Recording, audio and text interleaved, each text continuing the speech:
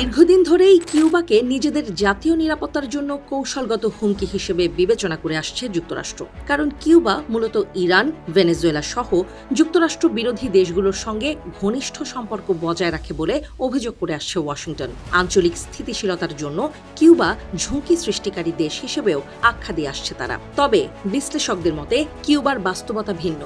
দেশটি বর্তমানে তীব্র অর্থনৈতিক সংকট, জ্বালানি ঘাটতি ও দীর্ঘস্থায়ী বিদ্যুৎ বিপর্যয়ের মধ্য দিয়ে যাচ্ছে।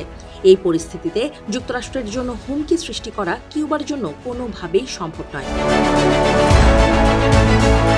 রিপোর্ট অনুযায়ী সম্প্রতি কিউবার জাতীয় বিদ্যুৎ গ্রিড ভেঙে পড়ায় প্রায় 1 কোটি মানুষ অন্ধকারে ডুবে যায়। চলতি বছরে এটি ষষ্ঠবারের মতো দেশব্যাপী বিদ্যুৎ বিপর্যয়। অনেক এলাকায় প্রতিদিন 20 ঘন্টারও বেশি সময়ে বিদ্যুৎ থাকে না। ফলে খাবার সংরক্ষণ, বিশুদ্ধ পানি সরবরাহ, হাসপাতালের সেবা ও গণপরিবহন সহ দৈনন্দিন জীবনের প্রায় সব ক্ষেত্রেই চরম দুর্ভোগ নেমে এসেছে।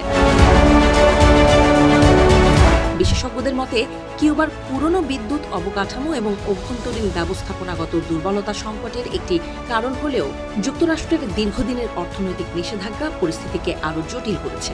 গত 6 দশকেরও বেশি সময় ধরে কিউবার বাণিজ্য, ব্যাংকিং, জ্বালানি আমদানি, বিনিয়োগ ও আন্তর্জাতিক আর্থিক লেনদেনের ওপর নানা ধরনের নিষেধাজ্ঞা বহাল রেখেছে যুক্তরাষ্ট্র। এর ফলে দেশটি সহজে ঋণ, জ্বালানি, যন্ত্রাংশ কিংবা বিদেশি বিনিয়োগ পায় না। 2025 সালে কিউবার বিরুদ্ধে কঠোর নীতি পুনর্বহাল করেন মার্কিন প্রেসিডেন্ট ডোনাল্ড ট্রাম্প। এরপর 2026 সালে কিউবাকে যুক্তরাষ্ট্রের জাতীয় নিরাপত্তার জন্য হুমকি হিসেবে ঘোষণা করেন তিনি। পাশাপাশি নতুন নির্বাহী আদেশে জ্বালানি, খনিজ, অর্থনীতি ও নিরাপত্তা খাতে আরও কঠোর নিষেধাজ্ঞা আরোপ করেন ট্রাম্প। এরপরই ভেনেজুয়েলা থেকে স্বল্পমূল্যে তেল আমদানির সুযোগ হারানোর পর কিউবার জ্বালানি সংকট আরও তীব্র হয়েছে। অবশ্য ট্রাম্পের এসব পদক্ষেপকে জ্বালানি অনাহার সৃষ্টি করার মতো নীতি বলে অভিহিত করেছেন জাতিসংঘের বিশেষজ্ঞরা।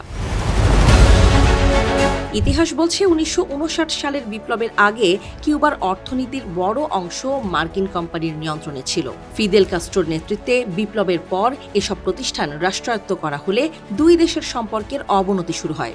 এরপর থেকেই কিউবার উপর অর্থনৈতিক চাপ বাড়তে থাকে। এদিকে দীর্ঘদিন ধরে ইরান ও ভেনেজুয়েলার সঙ্গে ঘনিষ্ঠ সম্পর্ক বজায় রেখেছে কিউবা।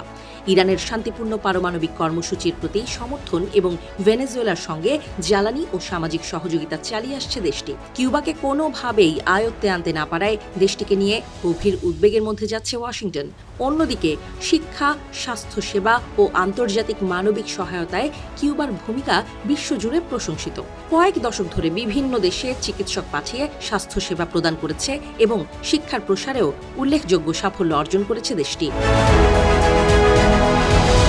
বিশ্লেষকদের মতে কিউবা সামরিক বা অর্থনৈতিকভাবে যুক্তরাষ্ট্রের জন্য বড় কোনো হুমকি নয়, বরং দীর্ঘদিনের নিষেধাজ্ঞা ও চাপের মধ্যেও দেশটির টিকে থাকা এবং স্বাধীন রাজনৈতিক অবস্থান বজায় রাখাই ওয়াশিংটনের জন্য অস্বস্তির কারণ। তাই অনেকের মতে যুক্তরাষ্ট্র কিউবা বিরোধের মূল বিষয় সামরিক শক্তি নয়, যুক্তরাষ্ট্রের বিরুদ্ধে গিয়েও নিজেদের সার্বভৌমত্ব, রাজনৈতিক স্বাধীনতা এবং নিজস্ব পথ বেছে নেয় কিউবাকে নিজেদের হুমকি হিসেবে প্রচার করে আসছে ওয়াশিংটন।